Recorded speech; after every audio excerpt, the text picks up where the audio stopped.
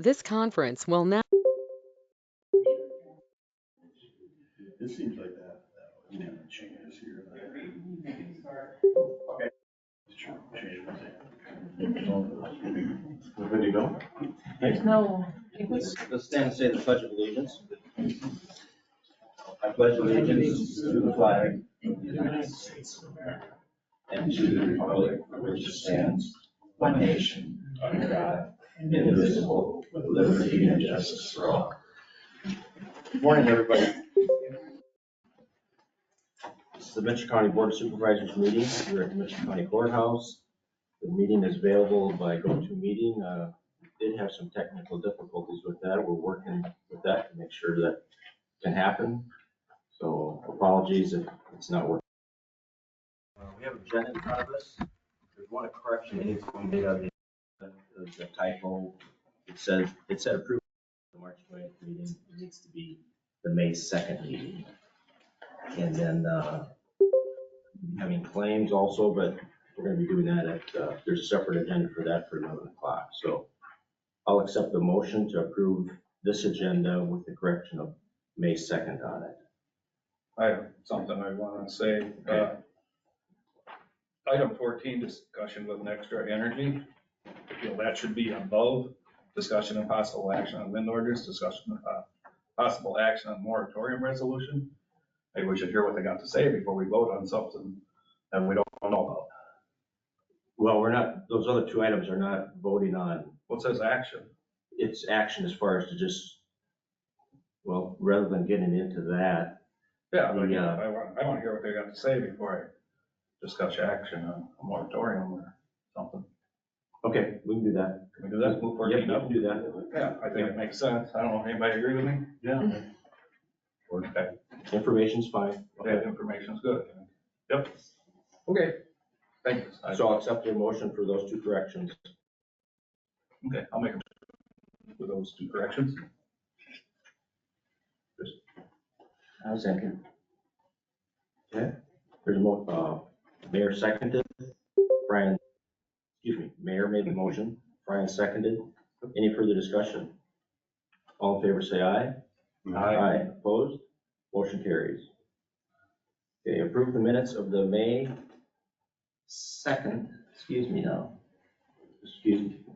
approve the minutes of the May 2nd, 2023 meeting. Make a motion for the minutes, May 2nd meeting. Okay, Gregson makes a motion. Is there a second? I'll second. Harto seconds. Any further discussion? Hearing none. Roll call, Todd. Aye. Jim. Aye. Sydney. Mike. Aye. Mark. Okay, motion carries. County Attorney General discussion. Morning. Morning. Ladies, gentlemen, it won't take very long. You got on your meeting or on your agenda. I have a hearing that has to take place upstairs at 9:30 that probably ought to take not very long. So if this meeting is still going on, which it very well might be, and I get up and leave, not that I'm gonna be needed here for anything, I'm just saying it probably will take 5-10 minutes. It's just a routine thing. But then I'll try and come back down here. Forwarded Rachel, I think, what she needs. Last time it was on that carpenter ordinance regarding rates. Last time I forwarded her stuff, I left one document out. And I think the reason I left it out is, like I was telling somebody the other day, I usually have a process where I like to do everything for a certain thing at the same time. Even if I don't need them then, I like to have it. Well, this case, I thought, well, I'm going to break it up and do this time, because I got other stuff I got to do. Well, then that led me to like, oh, there's one document I didn't get to her. So I had to back up a little bit, publish notice again, stuff like that. But anyway, that was my mistake. She's got that documentation, so I think she's good on there. Got a couple of other things working on. I know I won't necessarily go into detail here unless you have questions. I will say later this week, Becky and I are going to California. Our daughter's graduating college. I don't remember what day we're leaving. I don't know if it's Thursday or whether it's Friday. The boss knows I haven't looked far enough ahead, but I do know we're we're leaving. So I got a few things to tend to. If you guys need me before then, get a hold of me. If you need me while I'm gone, get a hold of me. I think most of you have my cell phone number. I mean, so I guess with that, I'll just, leave it lie unless somebody has questions or comments. Any questions for the attorney? I hope you have a good trip. Aaron, Thank you. I've been having questions from people around New Haven. Do you know anything about the Kephart? I do, and here's what I told these guys, or, supervisors here, a while back, and I won't go into too much detail, but as you probably know, it was set for trial before, I think, January maybe, right? 'Cause it was set in August, I think, then January. Without getting into too much detail, Just when is it now? well, it's got to be refiled. And I didn't refile it because I need to get through tax time. I am through it. Reason is, as I told these guys before, there's just a real problem sometimes getting these nuisance issues taken care of. In this case, Mr. Kephart's attorney, without getting too much detail, the county has to submit a plan, right? It has to submit a plan, like what we're gonna do. We submitted our plan. Mr. Kephart's attorney didn't really have any objection to it. I'm probably paraphrasing here. I'm generalizing. I don't remember everything. So if I get something wrong, I don't want somebody cramming down my throat. But anyway, the judge said, well, your plan isn't detailed enough. It needs more detail. Well, I don't really have any more detail. The plan as I gave was as detailed as I could make it. So what we're doing is saying, oh, okay, Murphy, just do it again. That's where we are. So I'm going to do it again. And there'll probably be more hurdles thrown up along the way. So you don't know. I'm not going to just walk away. Well, I don't know that, Oh, that's good enough. but it might. Yeah, thank you. Any other questions for the attorney? Okay, thank you very much. Okay. Discussion with Next Era Energy. Good morning. Morning. Morning, Commissioners. Mark Trumbauer, Next Air Energy, 700 Universe Boulevard, Juno Beach, Florida. I appreciate the time to come up and discuss. I know on your agenda today, you're thinking about adopting a moratorium and potentially looking at some ordinances.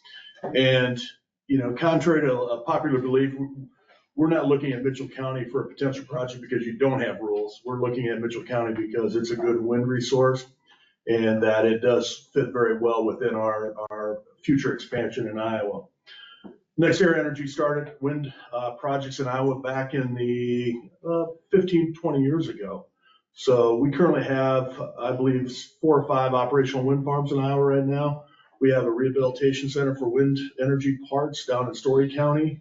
Kind of our flagship projects are in Story County, both Story County 1 and 2, which extends all the way through Hamilton County up to Hardin County, from Story, Hamilton to Hardin. And that's projects that I started on when I first went to work for Next Air Energy.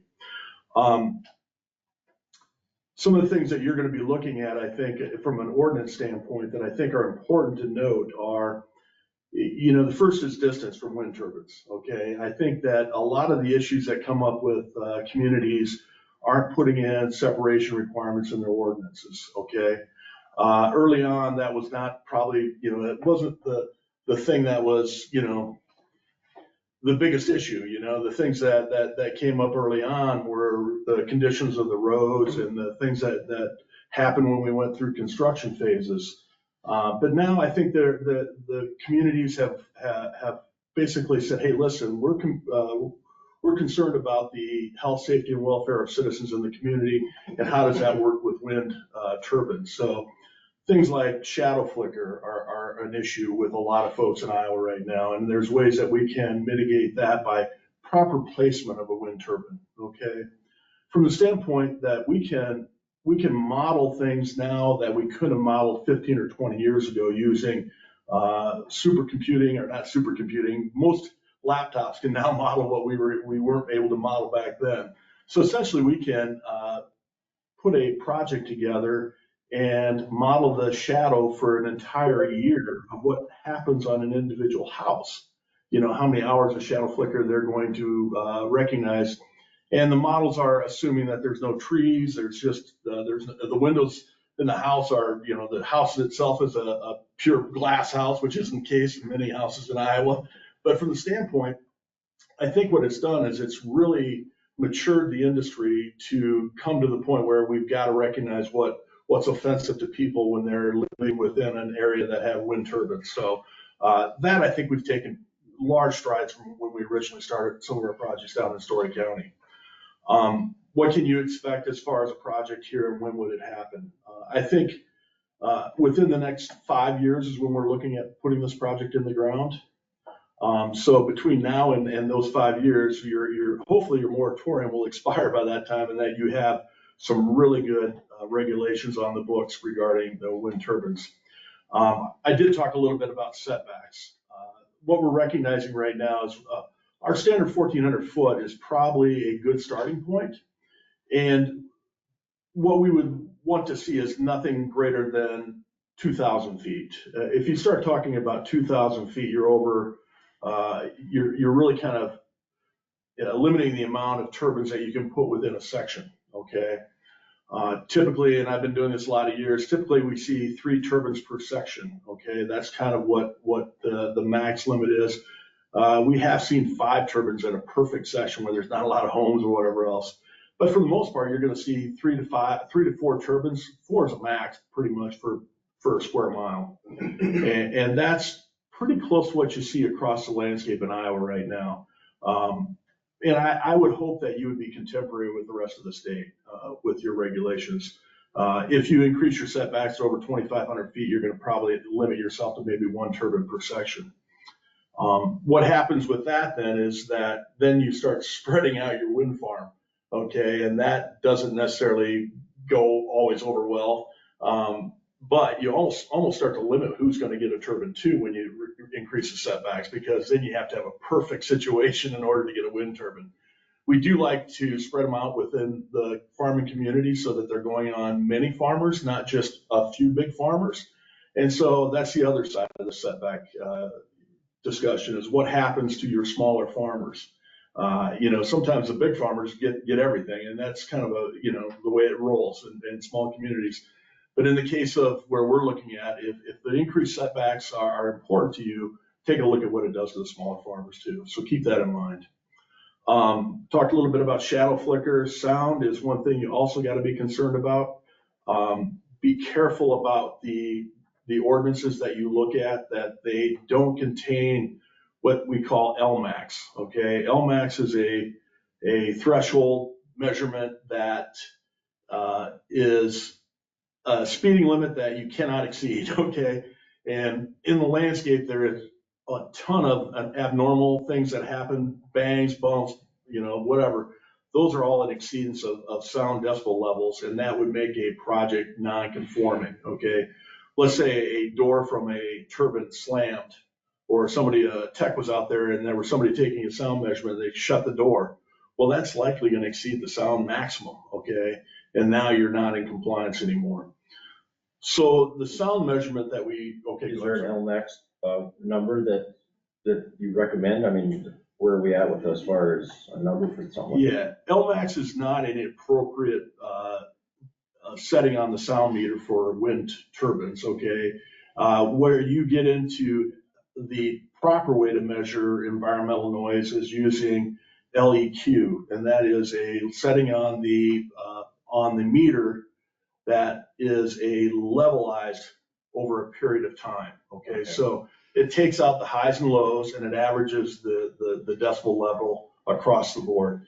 And most ordinances right now are using LEQ, and the LEQ is the appropriate way to measure environmental noise, or environmental sound. Okay.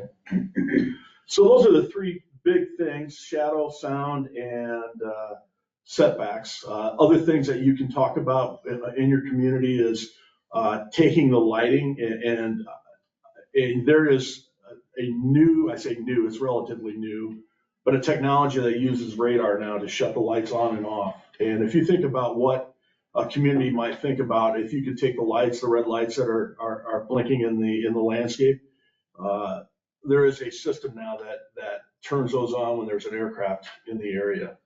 We've installed them on a few farms now, a few projects, and that I think helps the community understand with the blinking lights, so you can actually keep dark skies. And that's something that you should consider in your ordinance also. About the aerial application for crops and stuff. So aerial applicators, we do work hand in hand with the applicators. Oh, I'm sorry. Yeah, you gotta I hear. lost track of the time. Okay, you got a hearing, right? We'll come back to you. Yeah, that's no problem. This is information we all need to hear. So, Yeah, all right. Thank you very much. Rachel, thank you. It is 8:45. We're gonna open the public hearing for,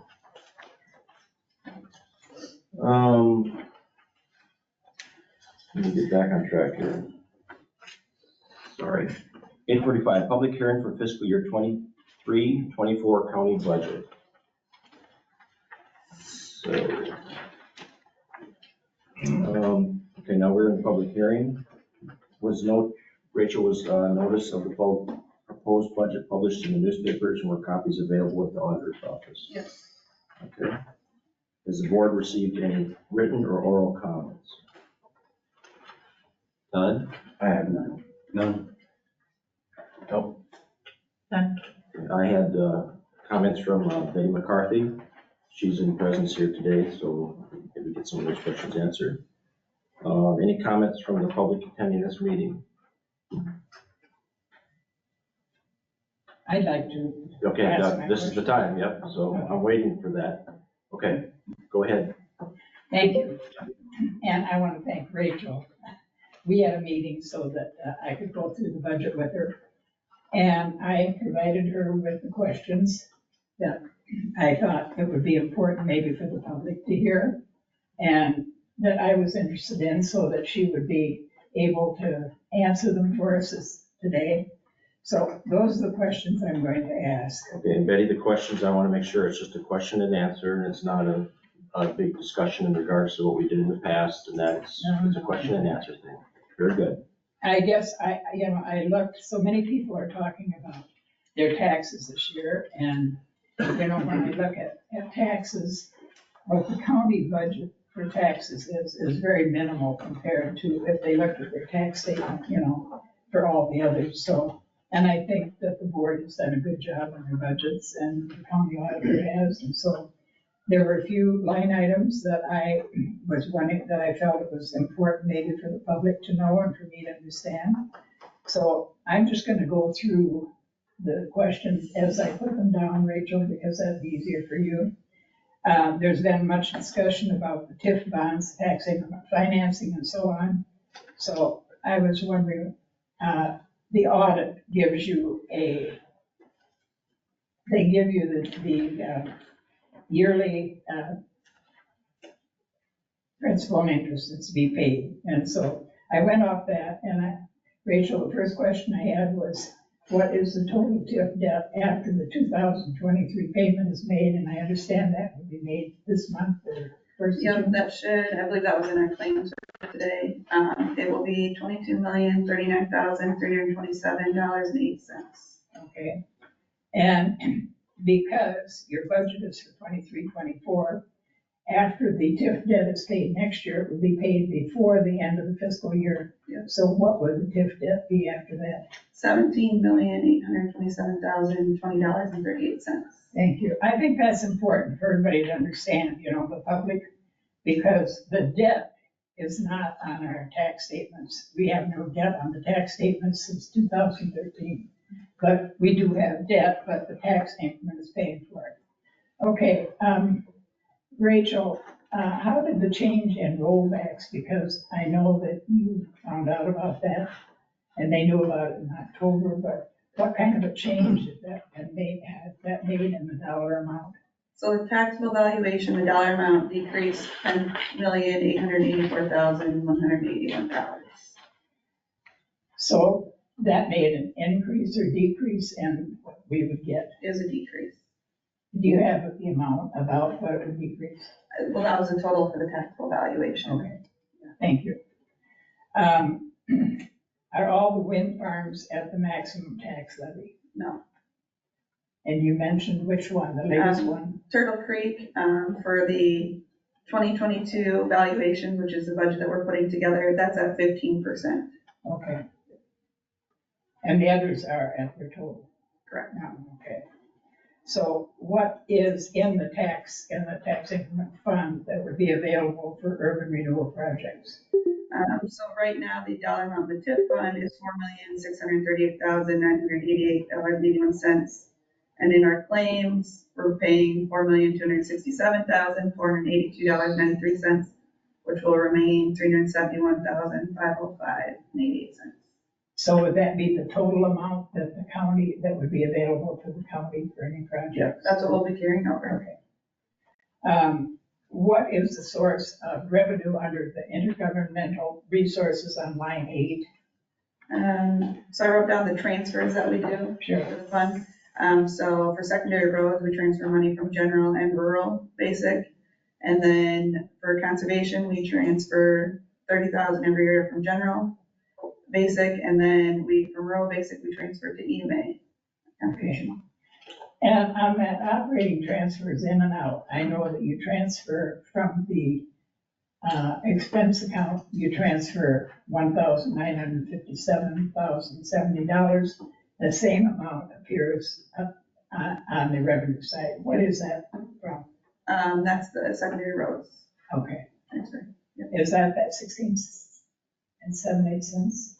Yeah, general basic. And what is the increase in funding in the secondary roads from the rural basic levy? From 75% to 83%.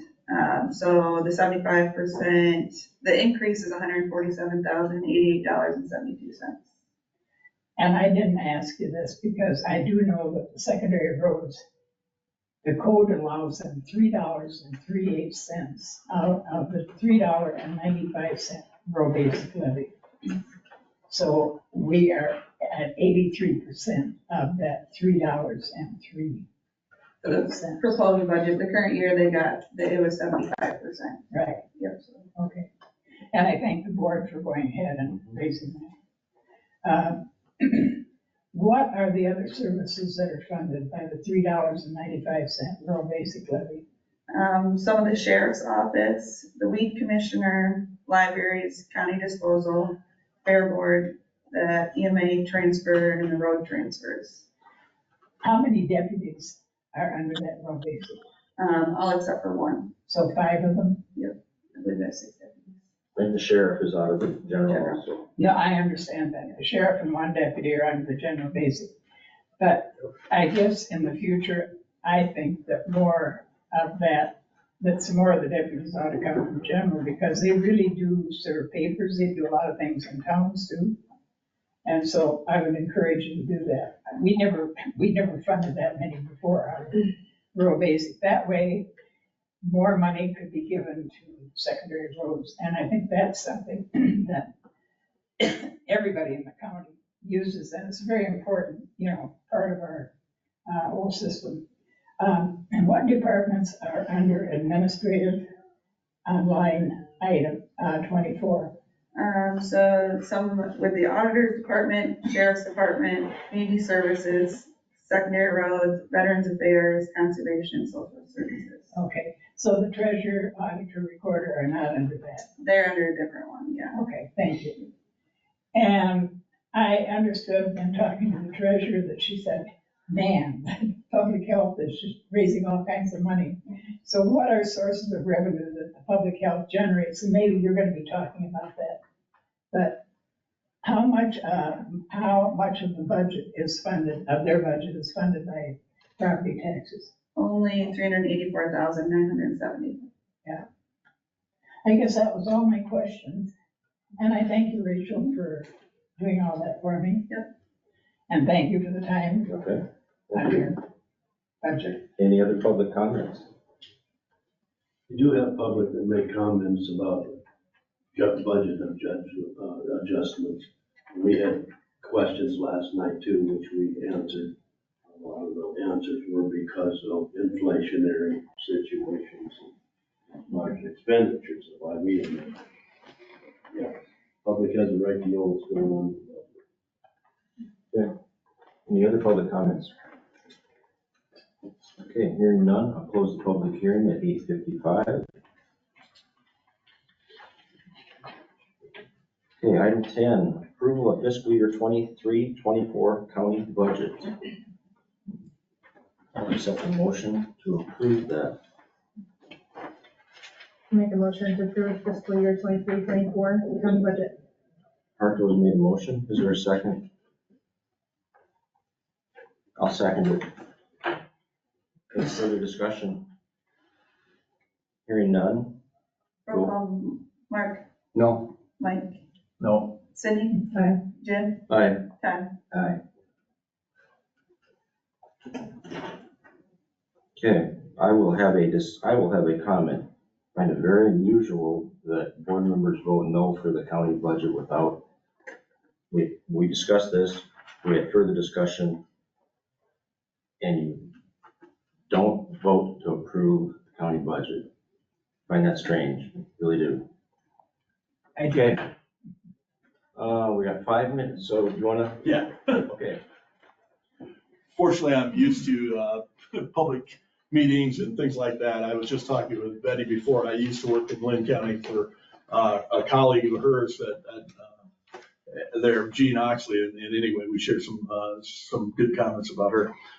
You were asking about the crop dusting, and again, I think it's important that that we discuss, crop dusting as a part of the operations because of the importance of agriculture that has.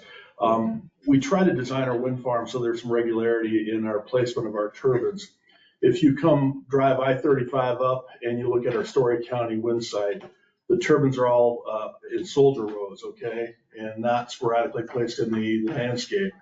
By giving the developer the ability to do that again is setbacks, okay? So if you start putting setbacks in as a very rigorous, like 2,000, 2,500 feet away, you start moving the turbines away from houses and then they get to be irregular in their location.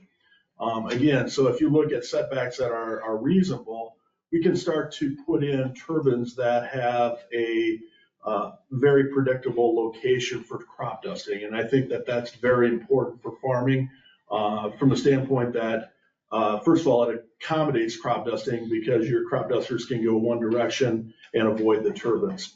The other thing we do for crop dusting is we curtail during crop dusting events. So if the crop duster wants to come out and do the field or spray the field, it's a simple phone call to our operations center and they can shut it down for the period of time where they're crop dusting. So we do that all the time.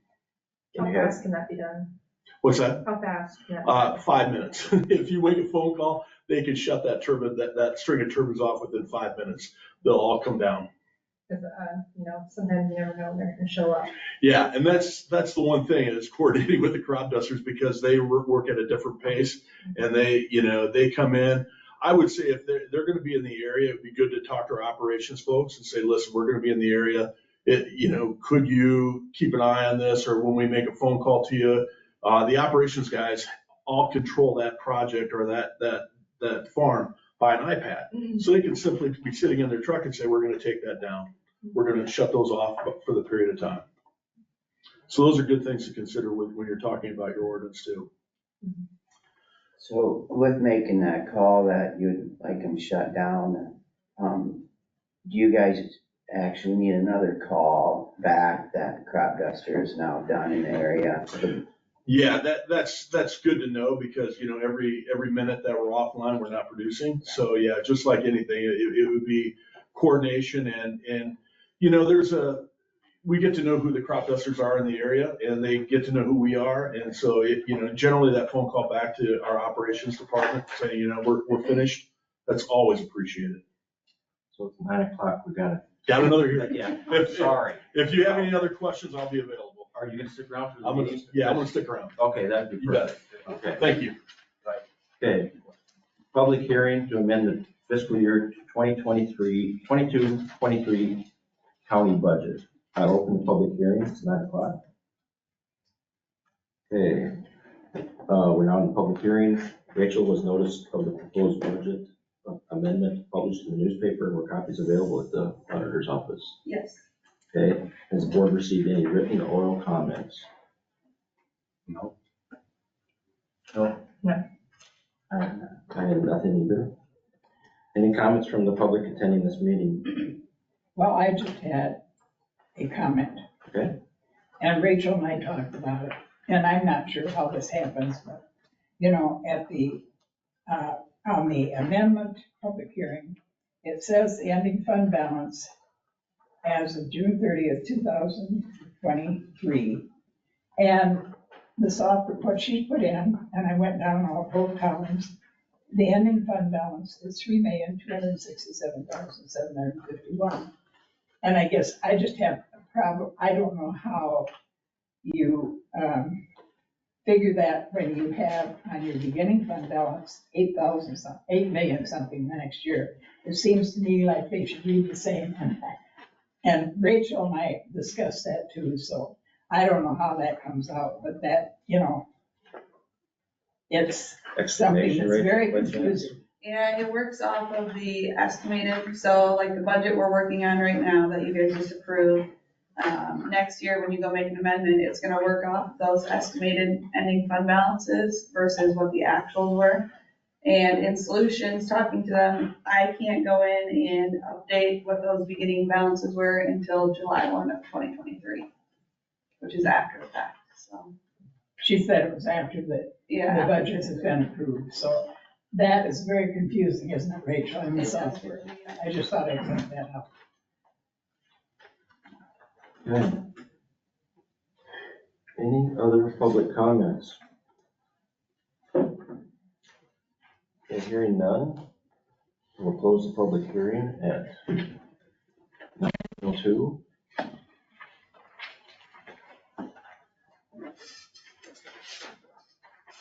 Okay, we have a appropriations resolution number 1164-23. Whereas it is desired to make appropriations for the various departments as per the budget amendment at this time. Therefore, be it resolved by the Board of Supervisors of Mitchell County, Iowa, that these changes be made in appropriations. Expenditures increase $10,000 to the Sheriff's Department, increase $65,500 to the Home Health Department, increase $4,000 to the Courthouse Department, increase $1,500 to the Social Services Building Department, increase $30,000 to the Substance Abuse Department, increase $2,820 to the Non-Departmental Department. Revenues, increase $89,000 to the Treasurer's Department, increase $5,200 to the Recorder's Department, increase $11,400 to the Water Quality Department, increase $1,700 to the Social Services Department, increase $287,000 to the Non-Departmental Department. And if we approve this, this is approved this 9th day of May 2023. So I will accept a motion to approve resolution 1164-23. I'll make a motion to approve resolution 1164-23. Mayor makes a motion. Is there a second? I'll second that. Henderson seconds. Any further discussion? Hearing none. Roll call, Jim. Aye. Sydney. Aye. Mike. Aye. Mark. Aye. Todd. Okay. Motion carries. Mike, I know when I was opening the public hearing, you were saying something about you had some questions. So do you have questions for next era? Yeah, I just, what's your plans for this year? Here. The immediate plans for now would be to go ahead and start doing our avian and wildlife studies. And that generally is just doing a drive down of the county roads. And from the standpoint of testing the wind conditions, we could be putting a trailer out with a sounding thing on it. It's called a sonar, and it basically tests the wind direction and wind speeds. Okay. And then we would be looking at putting up Met towers also, and those are temporary Met towers. They're 198 feet tall, and so they're below the FAA threshold, and we would be putting out 4 or 5 of those in the area. And so that's our immediate need, and that just gives us an idea what the wind resource is before we go much further. Okay, our planning and zoning, individual has a meeting, has some testing that she needs to get to this afternoon, or this morning yet. Sure. We did put you ahead of her, so I guess I'm going to have her come forward. Yeah, that's fine. I have one more question. Will moratorium, A quick one. will moratorium affect you putting up your temporary wind? That would be, Testers. yeah, I think that would be a question that I would ask of the planning commission, if they want to go ahead and exclude from testing. The Met towers themselves are not, to me, I don't think, if you drive along the I-35, I saw 2 Met towers out there today in Franklin County, and those aren't ours, but they're somebody else's. They're not offensive. They're just a monopole tower that stood up with the pickup truck. Right. So I would hope that you would allow us to continue our Met tower study. That's really important for us to understand what the wind directions are and what the wind velocity and speeds are here, so. Yeah, I want you to keep going on this Yeah. project. I don't want you to stop Yeah. because of. If you're looking at a moratorium is a perfect time to just pause, take a look at the ordinances that are around your area, and adopt good and fair and reasonable ordinances that protect your community. I'm not opposed to a moratorium, but I would want to carve out for us to continue our testing. Yes. So I appreciate that. I would. Amanda. So. Come on up. Okay, And that's all great information, so thank you. Yeah. you will Take your you will be time. part of this here too. Okay? All right. So, yes.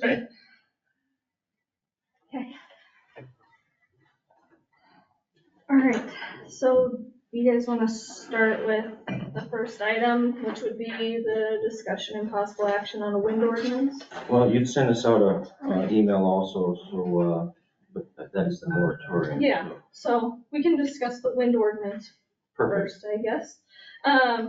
As of May 3rd, 2023, there was a zoning commission meeting that was held just in respect to the discussing of creating an ordinance to give regulation to commercial wind energy system companies.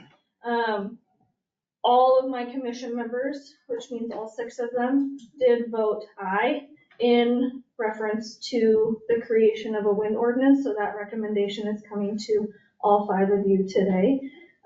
They don't make the final decision on that. That is your guys' job. So I would need a motion and a second to be able to have them create a wind ordinance. What was the atmosphere as far as the meeting was there public at the meeting? There Were they was- up in arms? Were they neutral or what? So there were 10 individuals from the public. 1 of them included me. 2 of them included 2 supervisors. So that leaves 7 individuals left from the public. And I guess the general consensus is that, yes, there are some concerns, but nobody was up in arms over having these turbines come. I think there was 1 person who, she was opposed, but she was there to also listen and hear about what could we do? Could we create an ordinance to also help with what my concerns are? So initially, I think she has concerns, just like everybody, but as you were talking, he addressed a lot of those concerns. So there was no rioting by any means. There was nobody up in arms. Everybody was very respectful and very calm at the commission meeting.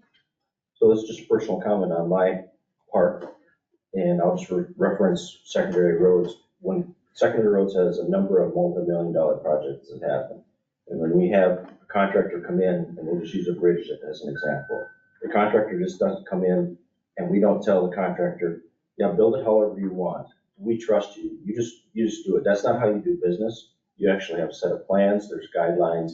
And to me, that's all this ordinance is just a set of guidelines as far as what we want to have happen. And yes, they need to be reasonable guidelines. Right. I don't think anybody is opposed, from what I have heard, opposed adamantly about not having them here. Right. But people want some guidelines in regards to having them placed here. Right. And the comments that you made I found her quite reasonable. I mean, yes, it needs to be reasonable on both sides. And I've talked with Next Era, pretty much everybody down the line, I've talked with them, and I've told them that our goal is not to cut them out. That is not our intention at all. Our intention is just to give a basic set of boundaries for them to follow, to not only help with the concerns of the public, but to help them as well with anybody who would like to bring the turbines here and put them on their ground. We want to work with them, but we also want to work with the individuals of Mitchell County as well, since they're the ones that live here. So are you available to give input to the zoning commission in regards to some of the stuff that you talked about, so they have some ideas also? Yeah, absolutely. And I would say that one thing that you did bring up that I have on my list is road use and making sure that we repair the roads to the like or the same condition that we found them or even better. But absolutely, as part of this, I didn't mention, I do live in Florida, but my family's all here in Iowa. So this is a great opportunity for me to get back to Iowa and be a part of the community here too. So yeah, I've got a team of people that I have that work for me that one lives in Marion, Iowa. That's a zoning administrator, former zoning administrator. We have a team of people here in Iowa that can help out. But every chance I get, I'll make myself available to come back up and work with Mitchell County. He's also a brother of Brenda Driver. Don't know, we wouldn't bring that up today or not. We won't hold that against you. Yeah, please do not. I mean, No, I don't, I'm just joking. Well, Amanda, when's She the did a next- lot for this company. I'm sorry? when is the next meeting? Wasn't it May 30th? We are waiting from this meeting to be able to discuss that, but, with what gets decided today, there's not a guarantee that there will be a next meeting until after my maternity leave. Can somebody take your spot while you're gone? So I'm not going to put this job on Macy. No, but I mean, it's somebody else. I don't know. I'm just. We're not prolonging any longer than what a normal, Okay. we're fine. All right, I just, yeah. Any other questions for Amanda? Any So other I just- comments, Amanda? No, I would just need a motion and a second for the process for the creation of the wind ordinance to start taking place. That's what I'm here for today. So I'll accept a motion to give the zoning commission the ability to look into and create a wind ordinance. I have a question. Mitchell County already has a wind ordinance, so wouldn't it No, just we be don't. updating? No, we don't. And that was talked about at the meeting that you were at. Yeah, I know, but it's the paper, it says, That wind ordinance is Yeah. for TIF-related revenue income. It is not specifically for any sort of regulation that Okay. goes off of concerns that the public has, and that was mentioned at the all meeting right, that you okay, were I at. just read it as a, okay, fine. I'll move to make that motion. Fran has made a motion. Is there a second? Second. Bartos seconds. Any further discussion? Hearing none. Roll call, Mark, Aye. Mike, All right, Sydney, Aye. Jim, Aye. Patton. Aye. Okay. Next item, discussion and possible action on moratorium resolution. So I sent you guys an email this morning. Hopefully you had a couple minutes to look at it. I'm actually going to read it off for the public to hear. It is the zoning commission recommendation for a temporary moratorium and what they, are recommending. So I'm gonna just read this off from the paper. Okay, and I may get out of breath, sorry. Okay. On May 3rd, 2023, the Mitchell County Zoning Commission voted to recommend for a temporary moratorium for the application, permitting, and construction of commercial wind energy systems for the purpose of drafting, creating, and adopting any necessary and proper revisions to an ordinance governing those activities. The Zoning Commission, having the responsibility in Mitchell County to review and recommend land use plans and ordinances, plans to take up the work required to research and develop recommendations related to this topic. The Zoning Commission plans to begin this work once a resolution for a moratorium is passed by the Board of Supervisors. On behalf of the Zoning Commission, the proposal I, Amanda Bear, is presenting today, May 9th, 2023, is the culmination of the unanimous recommendations of all 6 zoning commission members to enact a temporary moratorium that would not allow commercial wind energy system companies to begin the permitting process by submitting permit applications to the zoning administrator or beginning construction of any kind. They request that this moratorium be in effect until the completion and adoption of a new Mitchell County wind ordinance. The commission states that the moratorium will be beneficial in the aspects of allowing them the appropriate allotted time needed to create an ordinance that has the guiding principles that begin with the notion of protection of property rights of all landowners in the county that is coupled with the recognition for the need for economic development supportive revenue services. The commission's belief is that the proposed moratorium is a fair and balanced approach to the beginning of the process for future wind development in the county. This moratorium would allow commercial wind energy companies to continue their vetting process with landowners, but delay them in their application process to draft and submit applications for construction.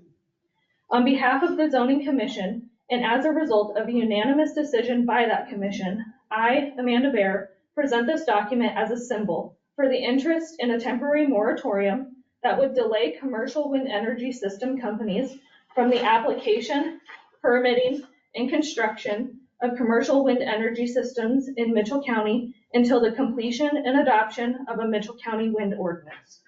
If permitted by the Board of Supervisors, this would give permission to the Zoning Commission to begin work on drafting said wind ordinance with the comfort in knowing all members will have ample time to weigh the pros and cons of every aspect of the public's concerns, while also weighing the pros and cons of any wind energy company's wants and needs. The Zoning Commission would like to thank you for your time and consideration in regards to this recommendation. Okay, so two comments. One is the moratorium might need to address what you mentioned as far as, I can't remember the tower. The Met Towers? Yeah, car off or Met Tower. It might need to address that we don't have a problem with that. No, there's no problem with the Met Towers, and you guys can write that into your resolution, since you are the ones that would technically write the resolution for the moratorium. And there might need to be a date on the moratorium in regards to. Right. Because just by creation of the ordinance, we can't have a 5 to 10 year ordinance process going on. No, and that's not the plan. The plan is to honestly, in my personal goal, is to have it done within a year and a half. Just because we're not sure if there's going to be the drafting, it'll come to you guys to read. If you want to change something, they have to go back and draft. So it is a process. But that is my personal goal, is to have it done, even with my maternity leave, to have that ordinance created within a year and a half. Okay. We may also want to Could be have, done sooner. I'm sorry. It could be done sooner. Yeah, that's like max time. that I'm We also might want to have next era weigh in on that. Now, I'm not, don't take this insultingly, but I'm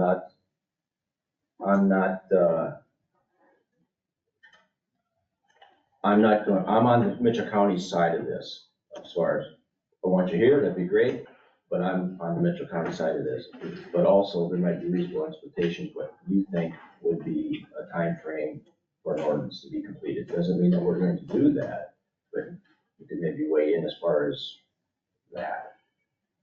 I'm perfectly fine with the time frame that Amanda has presented today. I think that that's reasonable. If we're talking a year and a half, and I gave you our time frame for construction.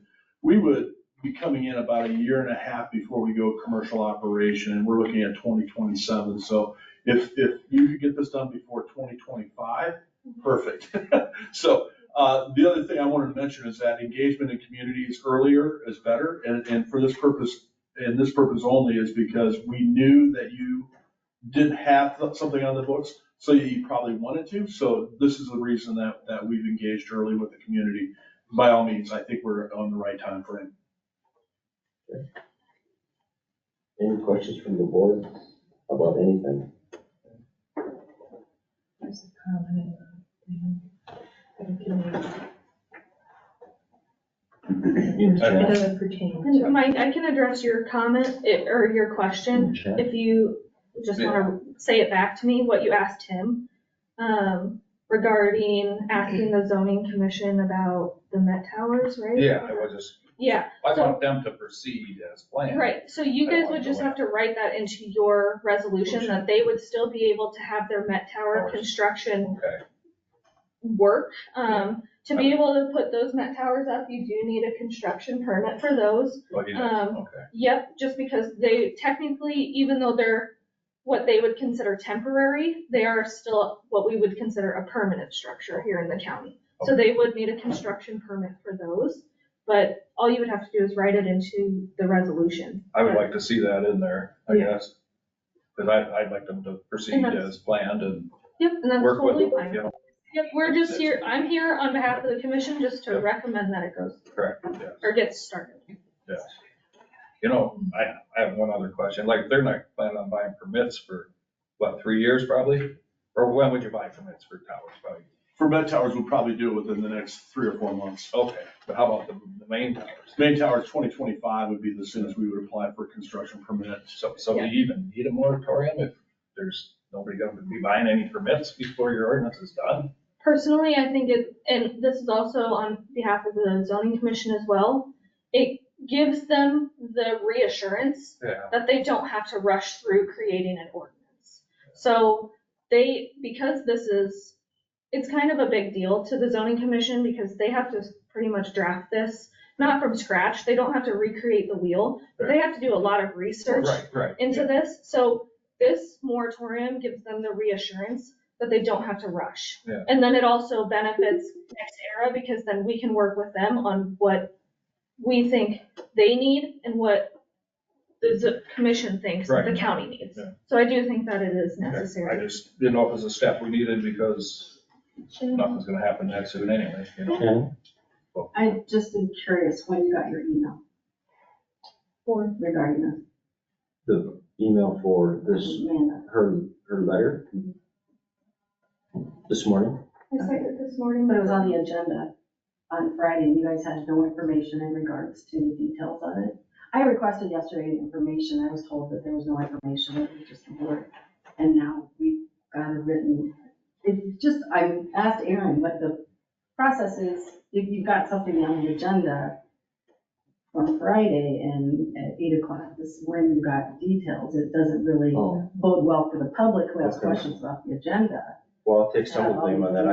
I put it on the agenda in regards to, because of her meeting, the commission wanted to go through this process, so I had to put it on the agenda. Right, and I requested information yesterday, I was told there was no information, and now you've got a letter, so I just, not as a elected official, just saying this practice for the public, if any public had requested any information, there wasn't any, now there is this morning, so it's hard to get input on whether or not you do a discussion / possible action, when a lot of the discussion material I'd like to just was comment on presented that. this morning. Yeah, but we didn't get it till this morning either. Right, so the public didn't have access to it either, so if it's on the agenda, if there's information, it should be available when the agenda's published. I'd like to comment on that. I was told that I would be on the agenda for May 16th and got pushed up. Oh. That's not anything on the board, but I had to create this, very, very short-lived.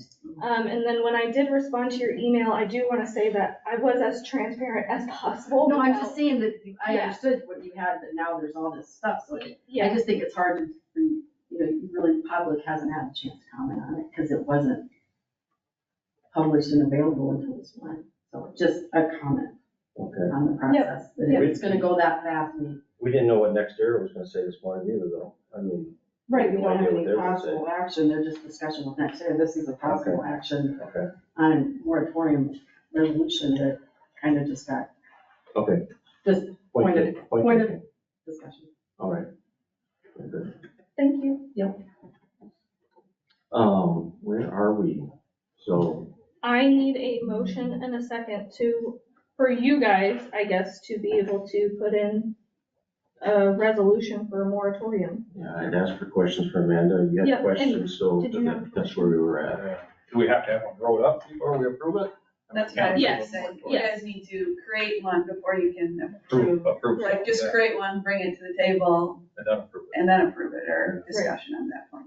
Yeah. My opinion, I don't know. Right, that's what I, Aaron has- We need to write well, up. Eric says yes. Yeah. Yeah. Yes.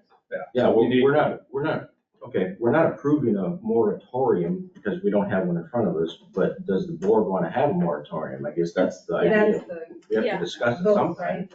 Yeah. More so You want a motion to draft a resolution? right. Yes, yes. Right. We don't have a moratorium in front of us. This is just a letter. Do we stating- want to Right. draft a moratorium? I guess that's the deal. So we approve it today to add date to end moratorium and to put Met Towers on that resolution. Right? Yeah, and then you guys would draft that moratorium. There would be a future meeting for then you to approve it. Yeah. So that's why I was saying earlier, there's not really a guarantee that I'll make that meeting before I go into Yes. maternity leave. Because we have to Because have this approved before you can set your Correct. other meeting. this document that I read was just the Just a commission's recommendations. Okay. It wasn't, this itself is not the moratorium. No. Any other questions? Okay. Okay, so I Come will, soon. I will accept a motion to draft a moratorium with a, that has a end date on it and allows the Met Towers to be placed. I'll make a motion. Harto makes a motion. Is there a second? I will second it. Any further discussion? Hearing none. Roll call, Sydney, Aye. Mike, Hi. Todd, Aye. Mark, Aye. Jim. Aye. I have one Okay. more question. Is this something that Aaron would draft up? or is it something- Yes. I would say, yeah, he's gonna have to have his eyes on it. You Yeah, bet. okay. Yeah. That's what I thought. Yeah, it's a legal Make it thing. official. Yeah, definitely official. Okay. I don't know how much you have left that you want to discuss, but there was a question in chat. I don't know if you want to ask that question. Yeah, it says, this person says, would be nice to have more accurate description of what reasonable distance means to this person, to you. I would like it if a number were given instead of generalizations. A distance that we normally see, our industry standard is 1,400 feet, okay? And we're seeing right now 1,600 feet is kind of the standard that we're seeing across the board, and that's in the Midwest.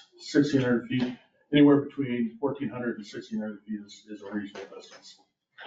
Okay? Sounds good. Thank you. You guys have any other questions for me before I leave for water tests? I think we're good.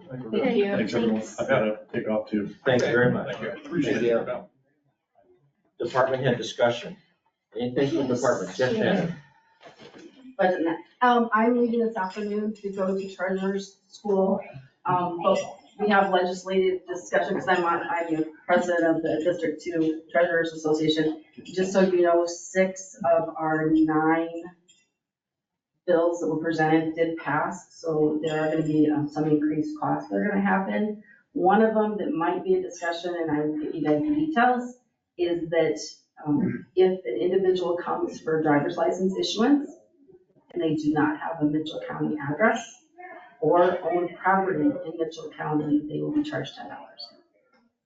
Because the presentation to the legislature and the governor was that some of the bigger counties are bearing the load for other counties, and that is an unintended increase in property taxes. Our property taxpayers are paying for our employees in our office to serve those customers in Mitchell County or people that own. So the presentation that was given, Jones County is like the college towns and the bigger cities. People don't want to go to Ankeny, so they go to outlying areas because they can get through quicker.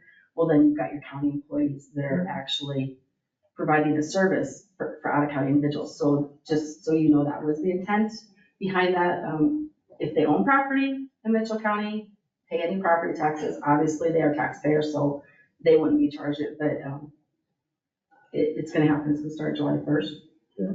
Shouldn't have people in county, they're upset, we would have people out of county, but if they have an address in the county or they own or pay property taxes in the county, they are waived from that fee, but anyone else will be charged. So they go to the counter and you can look it up quickly, those two things. Well, and that's the joy of having the county. If they're going to a state office, it doesn't matter because it's a state service. We're providing the state service.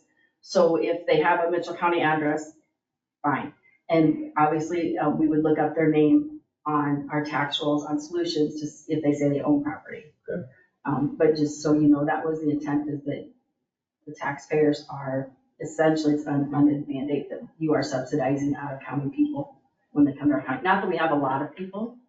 I think it's a may, not a shall, but it's gonna be best practice to charge it. Yeah. Because if you don't, we're gonna have people from all over, once they find out a county doesn't charge it, they'll come, and then we really will be funding, the taxpayers will be subsidizing other counties. Okay.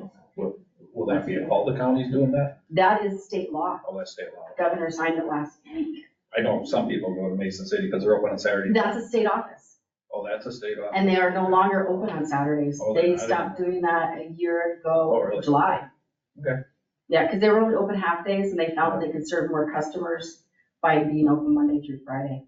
So, yeah, they stopped doing Saturdays. I wasn't aware of that. Yeah, because we just would send a lot of people over there, just for convenience for them. The state offices will not charge it because it is a state service. Okay. It's the county offices that would have a backlog and have to hire another driver's license person to handle the people because they're out of county people. So it doesn't affect us a whole lot, really, honestly. And in my opinion, if an individual is going to college somewhere and they have the parent's address, we definitely wouldn't charge it to kids because we do have a lot of kids that come back like from Ankeny or bigger cities that would have to wait 2 to 3 hours to get their driver's license that come back and do it here. Technically, their mailing address is still in Mitchell County.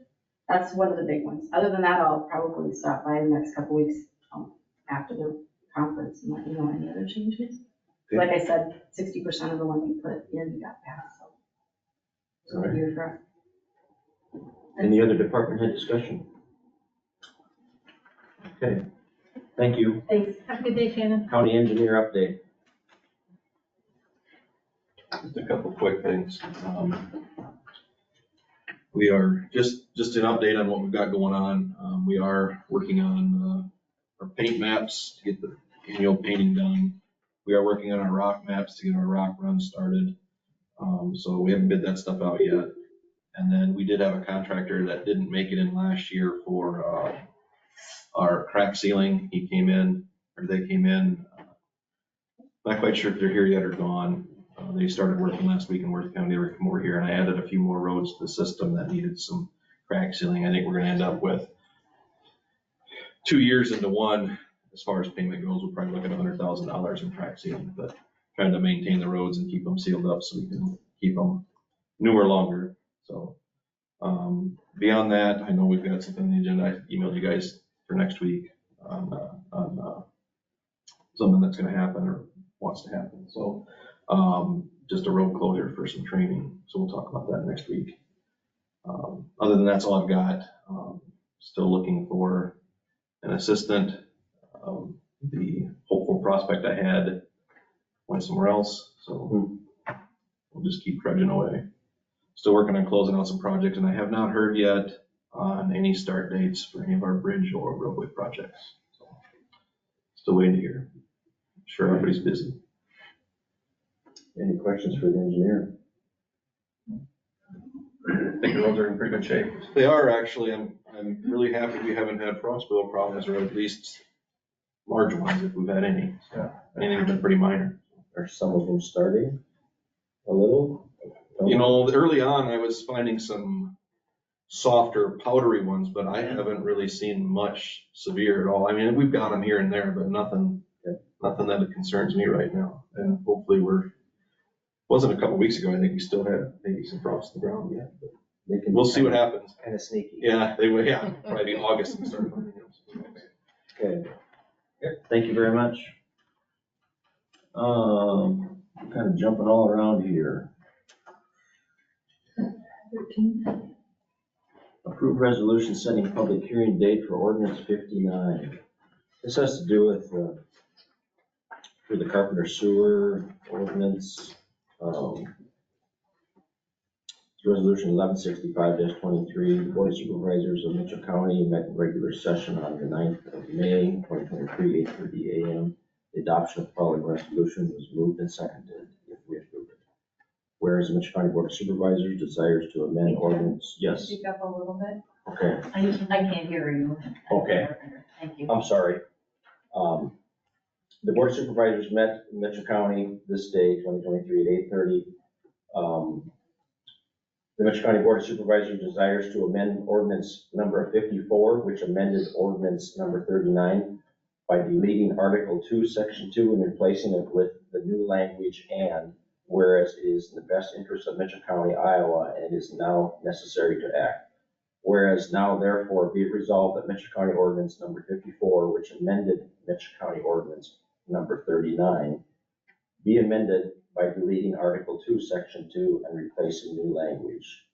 So be it further resolved that this matter come on for hearing and the option of the ordinance to affect the same come on for hearing on the 23rd day of May 2023 at 8:45 at the Mitchell County Board of Supervisors room at the Mitchell County Courthouse in Osage.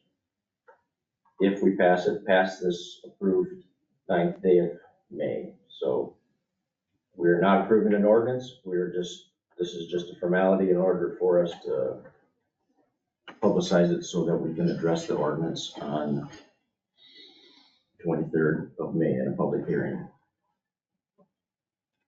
What does that mean, Carpenter, period? Pardon me?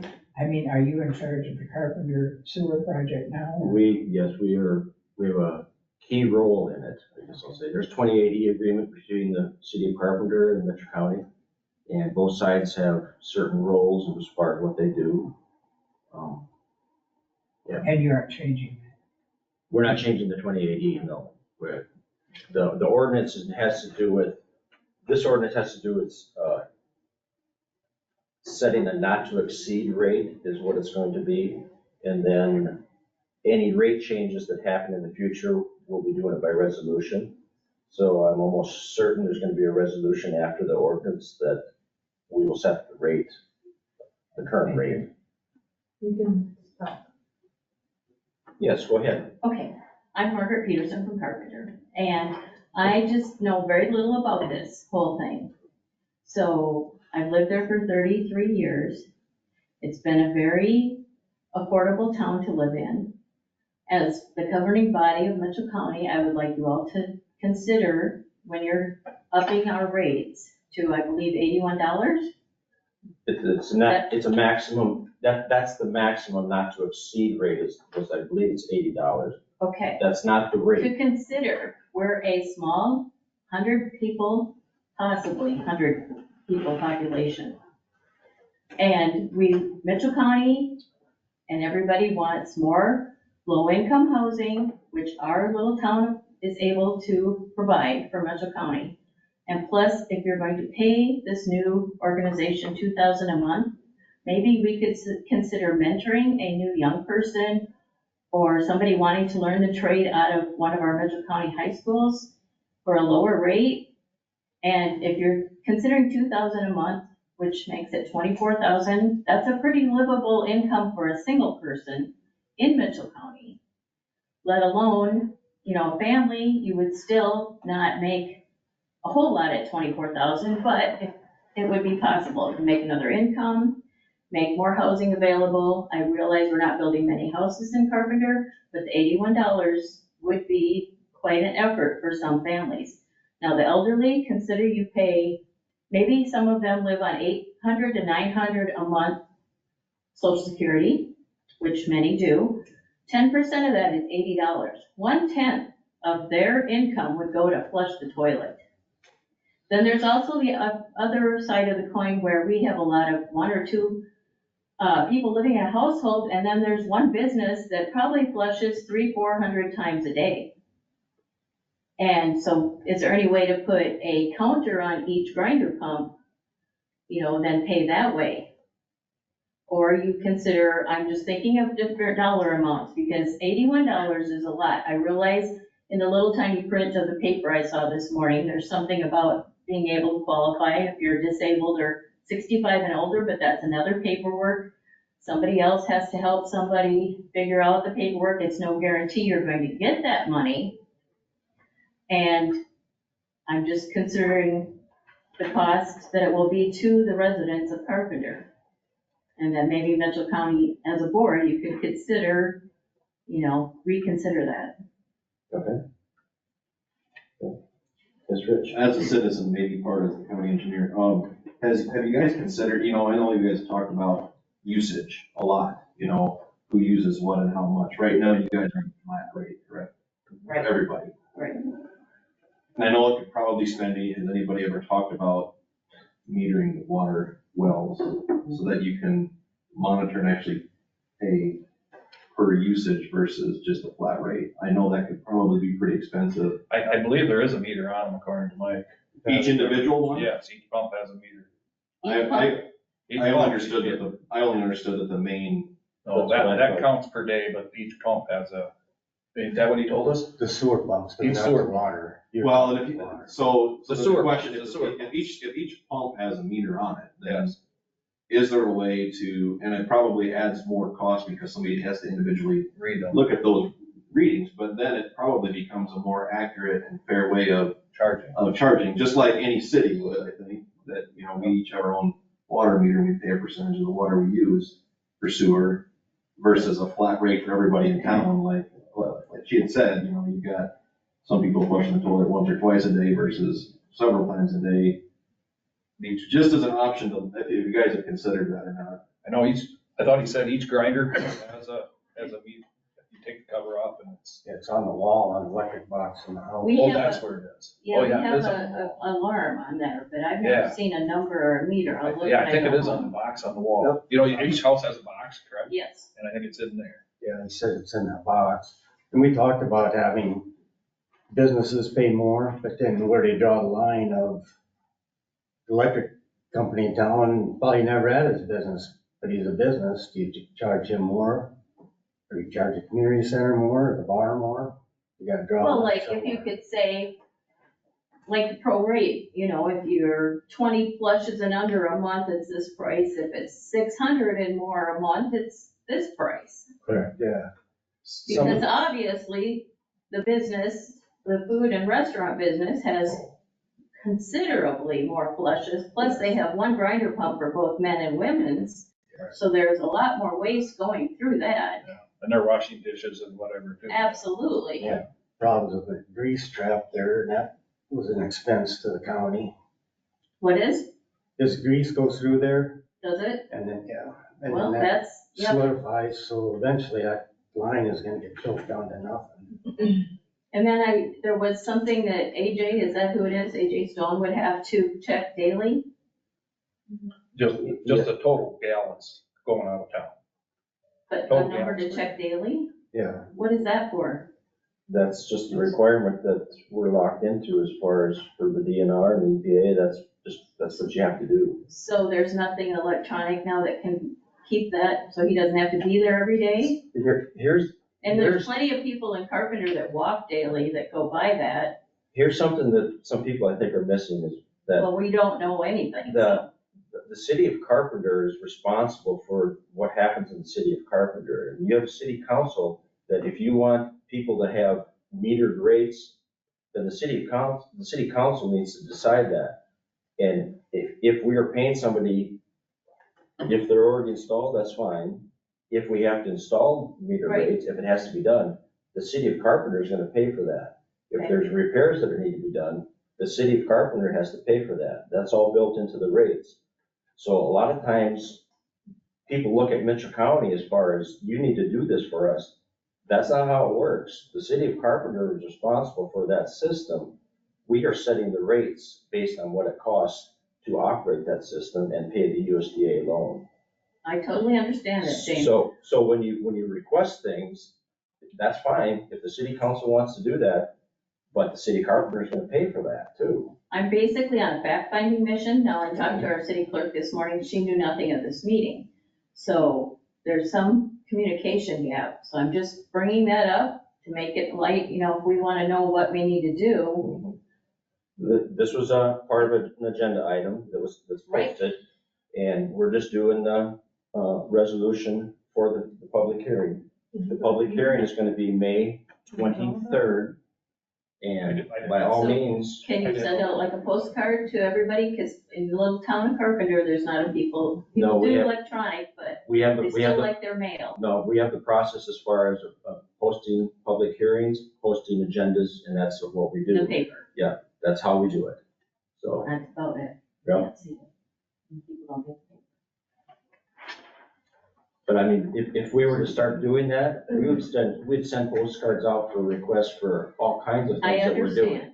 So, this is the way we do it. It's the I legal way understand. that we do it. So, I could add Anna to the email if she wants to post it somewhere. I'll just post it on Facebook. I Yeah. posted the one this morning from the Yeah. paper, because that's the only way it's gonna reach the Carpenter people. yeah, Rachel sends it out to a group of people that are on a list. I mean, we do that. So there's another meeting on the 23rd, That's where the public hearing is gonna be in regards to that ordinance, and the ordinance is the to, not to exceed rate. and nothing about hiring AJ or another firm, that's decided. Yes. Yes, I'm just hearing it from hearsay, okay? yes.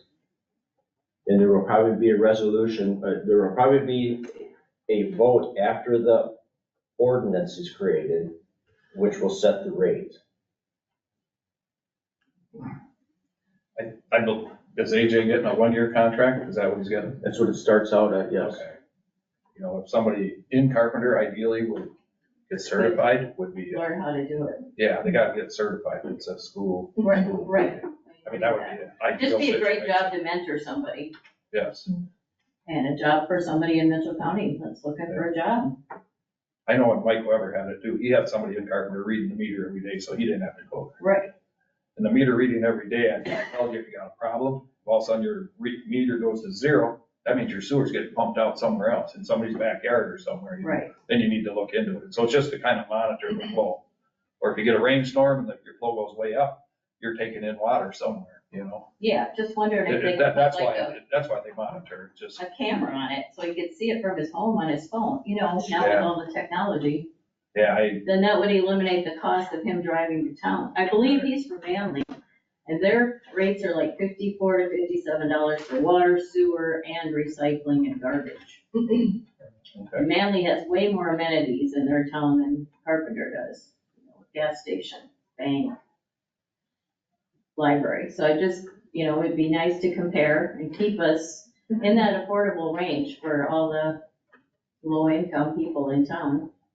From what I've heard from AJ, he set his rate for 2,000, but once he gets in there, figures out how everything works and how much he really has to manage it, he could bring his rate down. So I don't think that's gonna be the set rate forever, maybe for the first year, but until he actually knows how to get in there, work everything out, see how much he really has to do per day, maybe it would change.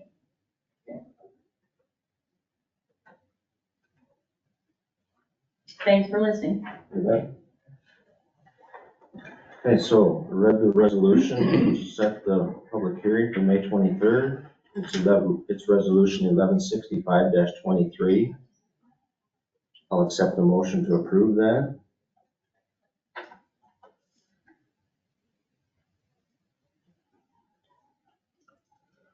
I'll make the motion. Henderson makes a motion. Is there a second?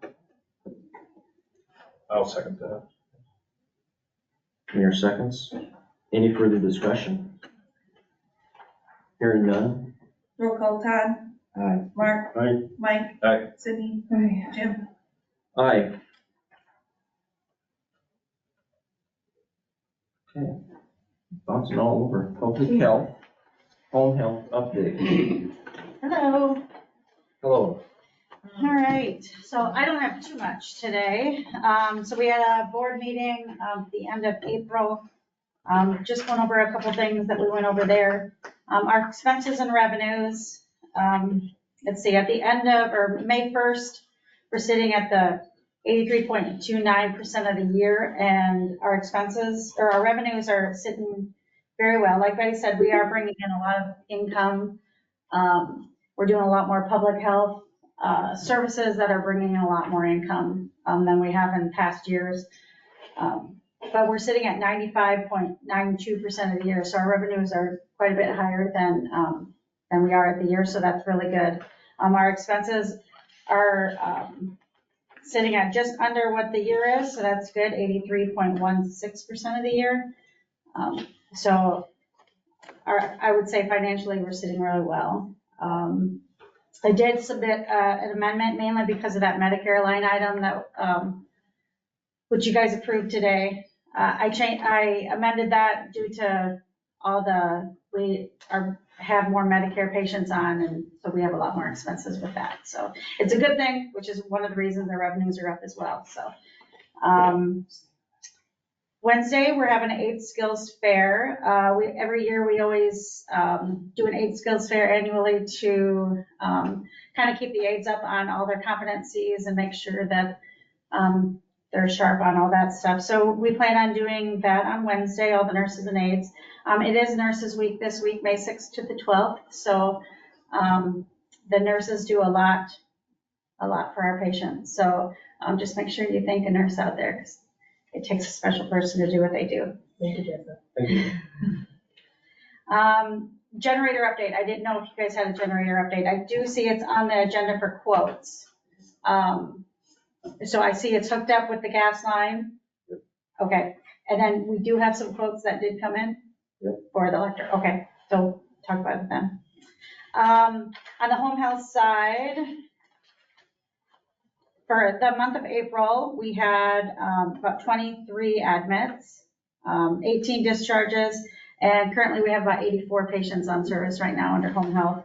Most of our referrals are coming from the local hospital here in town, and we've had quite a few self-referrals. So patients themselves will call in or their families will call in.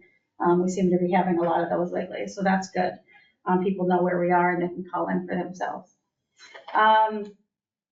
I'm still hiring for a registered nurse. I do actually have an interview this week for a registered nurse. So, and then we're still hiring for a home health aide. Our next board meeting is June 2nd at 12 o'clock here in Osage. I think that's all I really had. Not too much. Any questions on any of that? Okay. And I'll go through an update of what I've been doing on the public health side for the month of April. So CPR, I did a couple of skills tests for some individuals that took their course online just to get a test out. I did go to Rock Creek Church in Maroa and educated a group of about 8 to 10 individuals in their church on their AED. They've had the AED for several years, unaware of how to use it. So I was able to go in and educate them on that and go through different scenarios with them on that as well too. Labor and delivery referrals. I had 3 public health labor and delivery referrals. Did 39 assessments for blood pressures with 1 referral to the clinic. Immunizations, given about 14 vaccines. We did start our VaxCare, and that has been going really well. So opening up our insurances, some of you probably received postcards in the mail. We sent those out over the last couple of weeks, and we're seeing a huge turnaround with individuals coming in and getting vaccines. It's really nice that we offer all the insurances and can take that part of the insurance now as well too. So that's going to be a huge success for us. I did have my audit, my VFC audit vaccine for children, which is for immunizations, and there were no compliance issues identified. I do have a report from the state. If any of you guys would like to see that, that is in my office. So come on over and if you want a copy, you can get that full report. CDC, they're taking some steps for the COVID-19 vaccine. They are recommending another vaccine for anyone 65 and older, or anyone that's immunocompromised, have changed and gone away from the monovalent vaccines and are only wanting to issue that bivalent vaccine. So some changes in our office with that, and seeing other people in for COVID vaccines again too. CHIP, we met last week again for the community health assessment. Met with all the stakeholders, finalized our goals, our strategies. Now I'll put a big report together with everyone's input. And I will give you guys a copy of that once I get that done. It's not due till November, so I'll be working on it here and there throughout, when I have some time to put that all together. We will continue to meet, report on our strategies, and what's working, what's not working, our goals being met, those types of things too. Epidemiology report, I did have a crypto case to follow up on this last month. Pretty low, it's summertime now, I will start to see quite a few more epidemiology things coming in, and things to follow up on, disease investigations. Respiratory surveillance, we're sitting really low for flu and COVID. And so that's looking really good. We're heading into summer as well too, so that's nice. We should continue to see a low rate.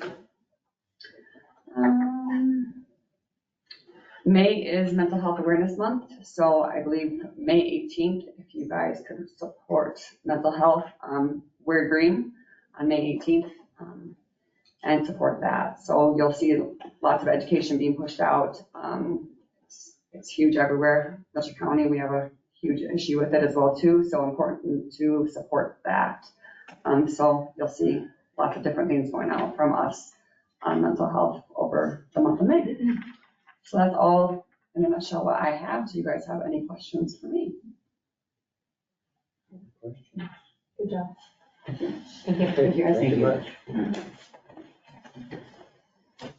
Okay, discussion, possible action on generator. So we've received some quotes.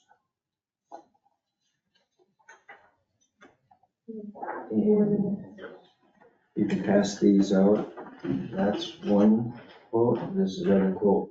I don't want to, how I want to do this is I want the board to look at these, not mention any dollar amounts or the contractor amount, and just, I guess by consensus of the board initially, if you're good with the low bid.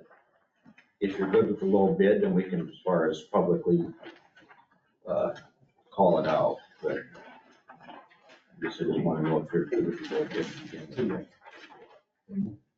We should go on for Rachel there too, I believe, I think.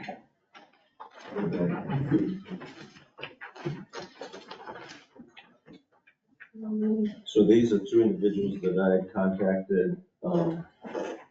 I know that David said somebody had showed up, another contractor, but that individual was not interested in it. Mike, you had said something that there was. So we had two others that weren't interested. These individuals, Dave was there when they looked at it, so they're aware of the job. We had a local plumber in town anchor the generator down and also supply gas to it. So that's been done. This is just the electrical side of it.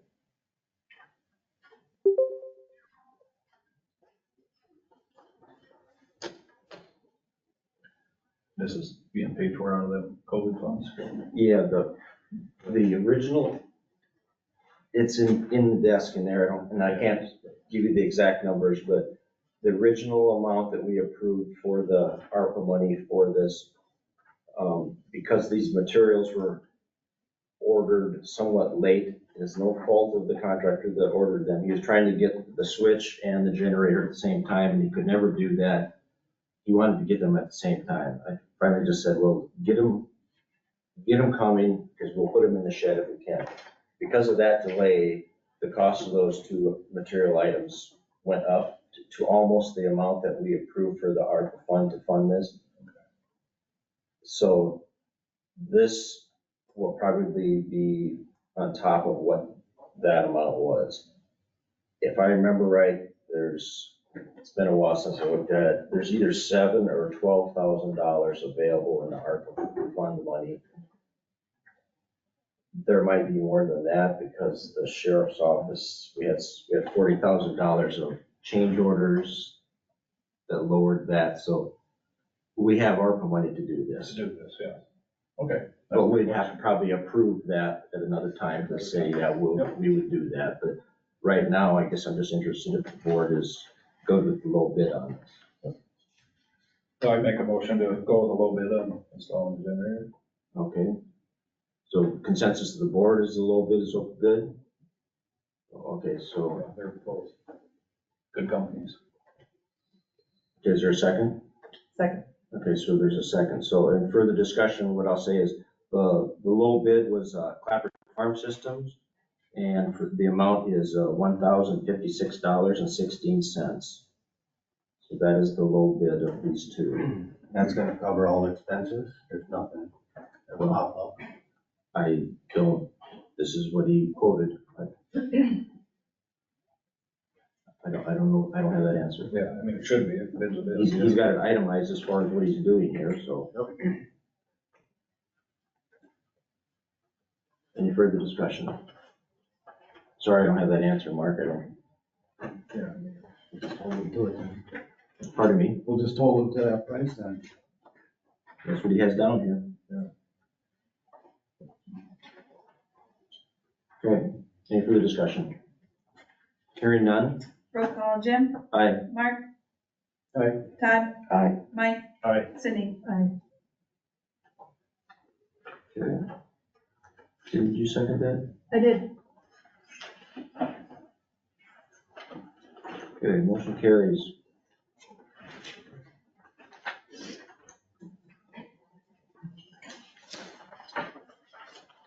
So Discussion? we need to skip ahead to that.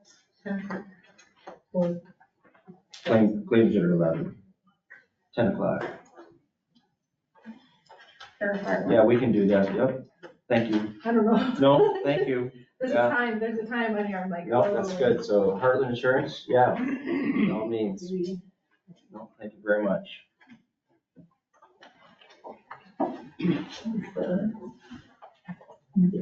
Thank you. You're welcome.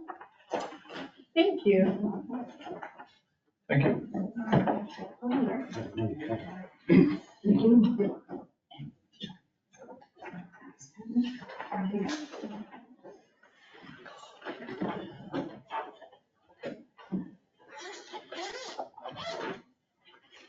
All right, so how are you guys doing? Good. Good, all right, well, this is my second year, so, I'll just go ahead. We, this past year, December 2nd, we switched, insurance brokers. And so we're now with Holmes Murphy, and Mary Griffin is the contact she's the main contact at Holmes Murphy, and then there's also Veronica Coster. So that's who we're dealing with. So, so they're doing all the things that the previous broker did and more. So, Can I get your name? I'm new. yeah, Judy Ham. So, and I'm with Quality Insurance, and I'm the administrator for the Heartland Insurance Risk Pool. Okay, thank you.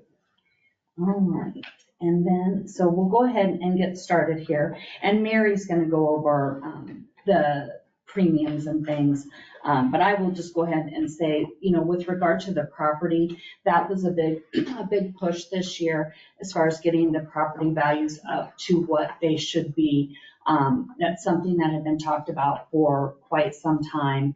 And finally, last year we had CBIZ Valuation Group come out and do valuations of the properties for all the counties. And they did give us the replacement costs on those. And then I distributed those to everyone. And then when we sent the schedules out for the pre-renewal, talked with everyone. And I'm very pleased to say that everyone really took that seriously, looked at their buildings and got their values up to where they should be. So it's something that needed to be done. So we're very happy that occurred. Now that does show an increase in your premiums, but that's solely from the values of the buildings being brought up.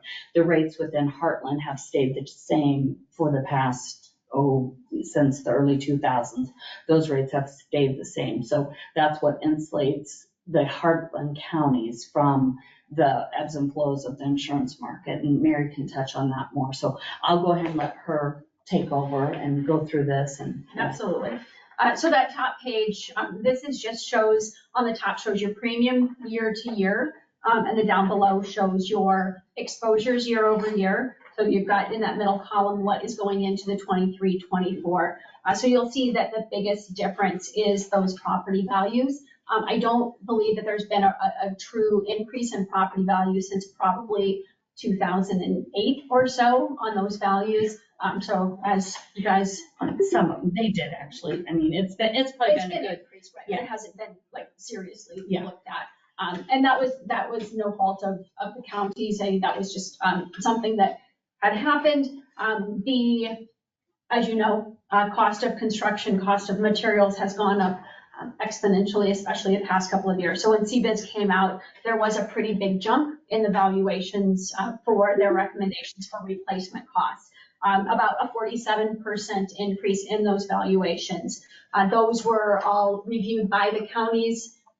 We didn't put these evaluations together, but those sheets and those schedules are at the back of your packet, so you can look at what you had agreed to going into this renewal for those valuations.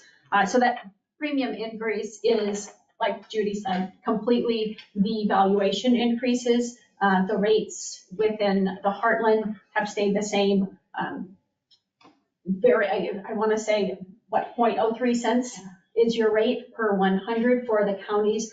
Average in the standard market is anywhere from 15 cents to $1.20. So you are truly insulated. The pool itself covers the difference in those rates and insulates the counties themselves.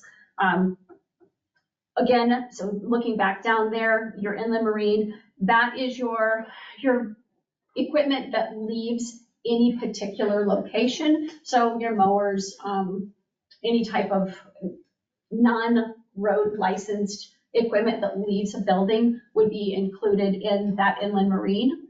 Your equipment breakdown, that is directly related to your property valuation. So that's why you see that similar percentage change. Down below, it's pretty steady year over year. You did have some increase in your auto. That is 100% insured within the pool and not with the excess carrier. So those are the only other notable changes on that. Your mod factor, your work comp mod factor did go from a 0.71 last year to a 0.83. That is directly related to your payroll premium and losses associated, not with the current expiring year, but the 3 years prior is what goes into that mod calculation that's done by the NCCI. Any questions so far? If you want me to go into more detail, I'm happy to do that. And then, so just if you look at the second page, you'll see each year the Heartland board decides on the premium credit that they would like to use for that year. And it does vary from year to year. It's based on what the surplus is, and then we give the different values of how that will impact the surplus of the pool. It ranges from, 100,000, 250, 300, 350,000, the premium credit to be split between the counties allocated out proportionally. This year that they did go a little more conservative and chose to go with 100,000 for the premium credit. So that your allocation of that premium credit is reflected on that second page. So then you'll see what your net premium is. So I did want you to see that. And again, that just varies year by year and based on what the Heartland board decides for the year.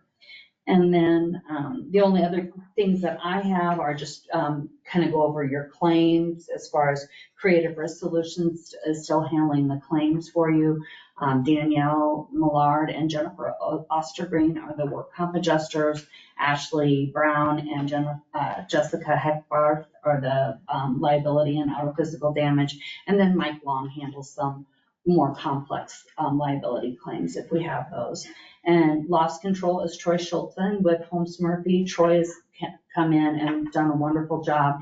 He's really jumped in. He's been out to all the counties for the first quarter and did their initial assessments for secondary roads, conservation, and then provided, and the other departments, and then provided his recommendations for, he breaks them down into critical, what he would recommend be done as soon as possible. And then he's done a great job. He's on his second round now of coming out and implementing the trainings that he had recommended when in his first visit. So he's doing a great job for you there.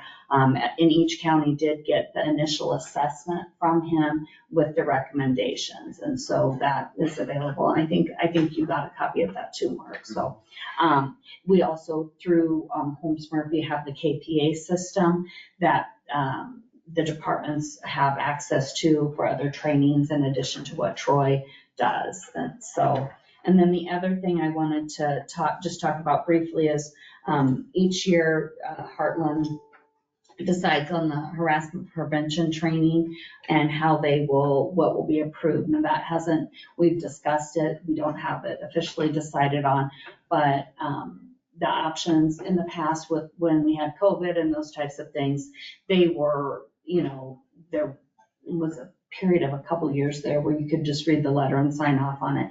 And now we're heading back into more getting the in-person harassment prevention training or utilizing the KPA system. They also have that, but that's recommended for, everyone, board supervisors, all the county employees to go through that harassment prevention. I think Holmes Murphy will discuss this at the next Heartland board meeting.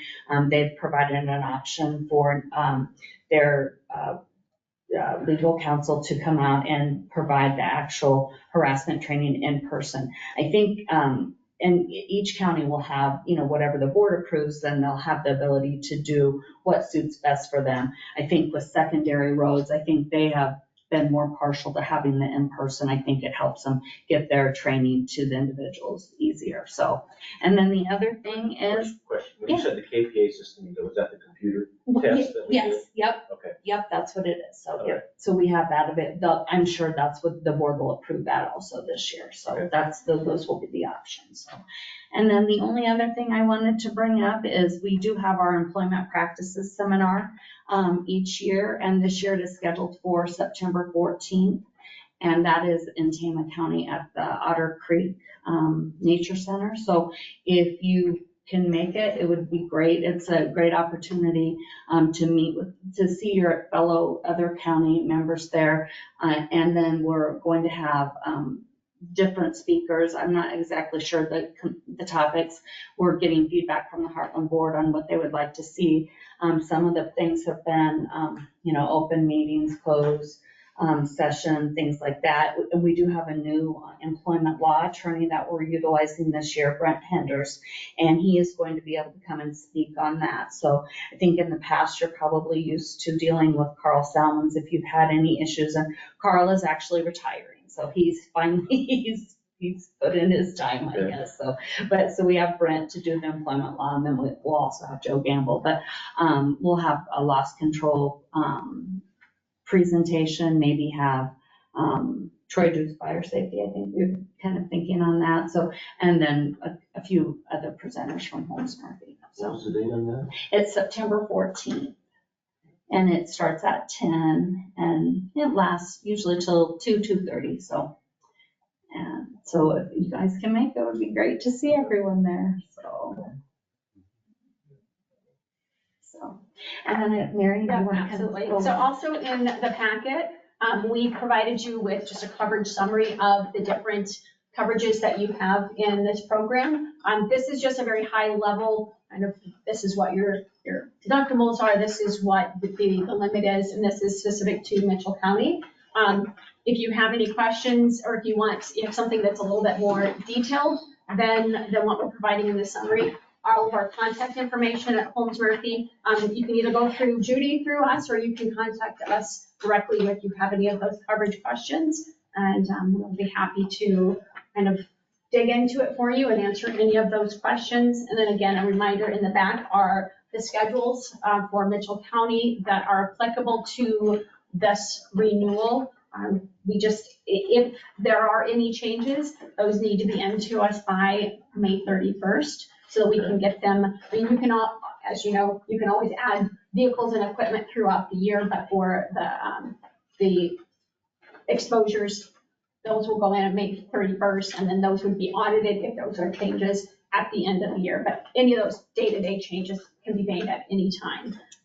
Go ahead. Ben, I was just going to say then, yeah, so if you get those in by May 31st, then I'll be doing our invoicing like June 20th. We'll be getting the invoices out. I'll be getting those out for the 7/1 after we have our meeting in June. So, Any questions? I have one. I was just wondering about our liability for a county our size. Is our liability in line with? Are you referring to the 5 million limit? Yes. Yes. I call umbrella sleep insurance. It's, as you know, I mean, anymore, we're becoming a more and more litigious society. We have seen some legislative change in Iowa, especially with the motor truck carrier limitations that just came out within this last session.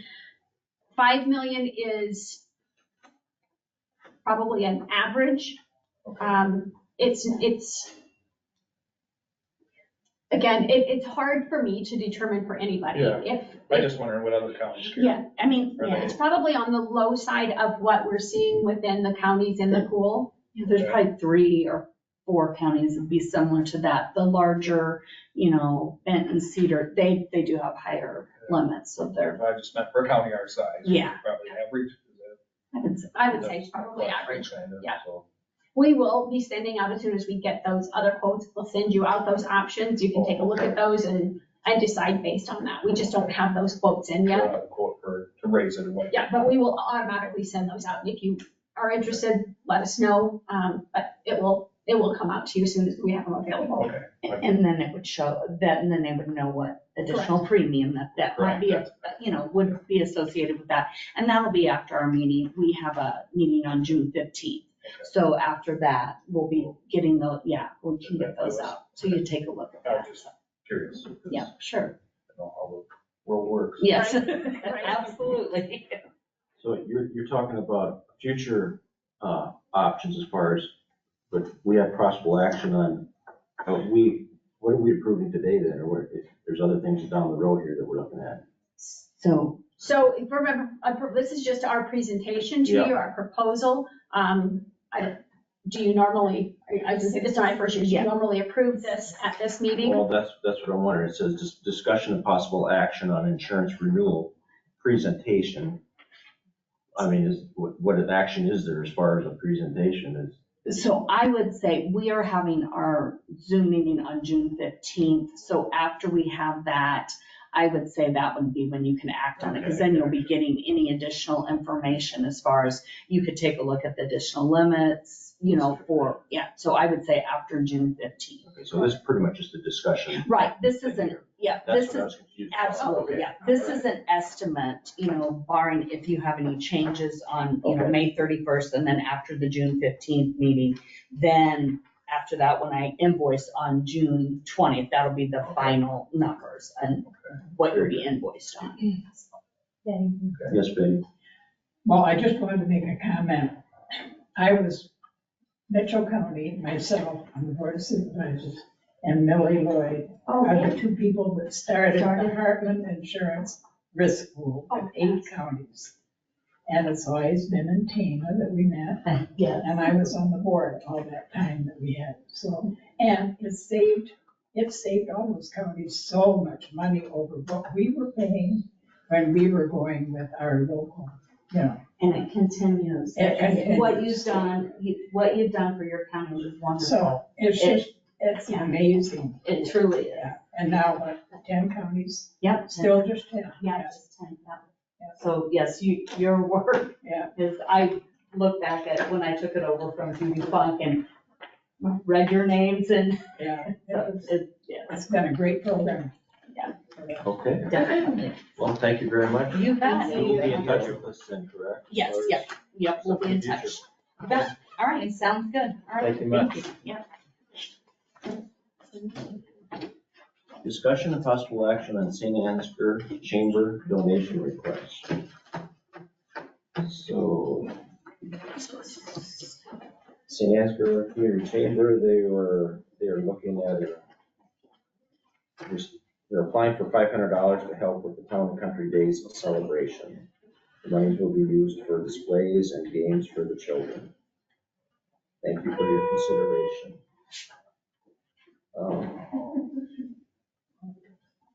Did we budget for this, Rachel? Since we just approved the budget today, is this in there? Yep, so it was in the current year we're in, and it's in next fiscal year. This one would be for this current year. And it was in there. It was in there. Okay, all right. So we have that written. $500 in the St. Ansgar Community Chamber. What's that? He made a motion. Oh, Okay, let's second it and then we'll talk. So, okay. Second. Hartle seconds, okay.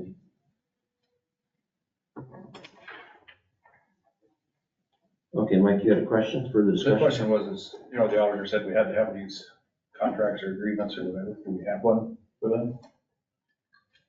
We're gonna have to get that in place for this next fiscal year, Yeah. and we'll do that.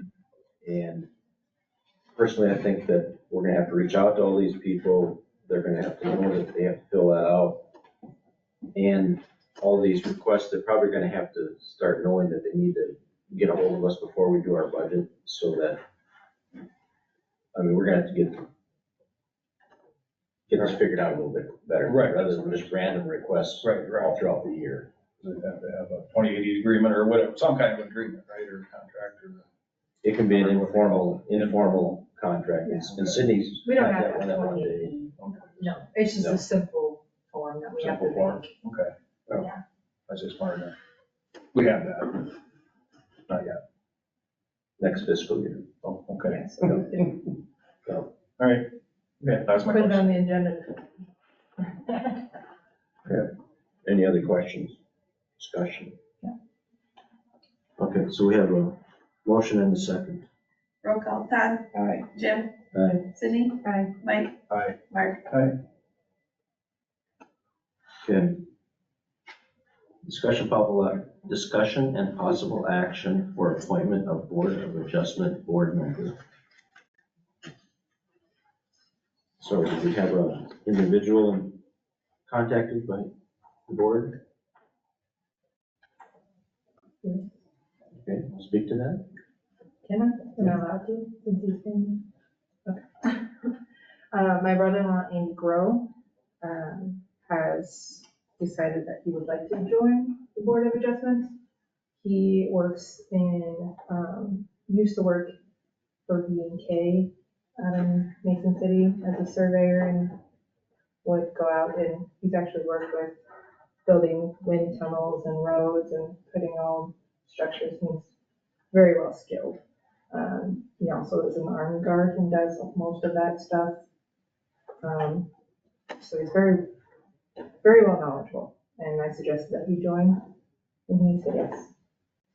He lives on the east side of the county then? Yes, he lives, just west of Riceville, about 5 miles. So the name again was? Andy Grow. Groh. Yeah. Can I ask who's coming on, just so I can update? Was, His name, Tony, Oh, yeah, okay. yeah, he was moving out of the county.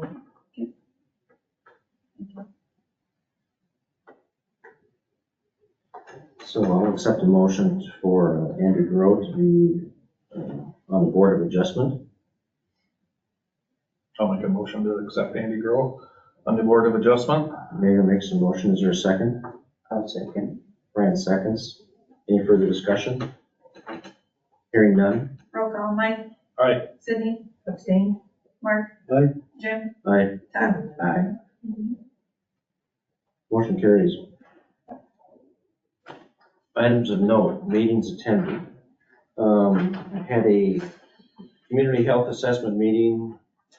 Jessica discussed that, and I guess there's 5 things that we did define goals. One was to provide education and outreach regarding mental health services and resources in Mitchell County. Other was offer mental health therapy services face-to-face within the county. There was promote mental health first aid training and team mental health first aid to all the schools. Another was evaluate current therapy offered in schools. And then another is get at least 1 sheriff department employee and 1 city officer trained in, in CIT and crisis intervention training. So those are the 5 goals that were decided upon to do.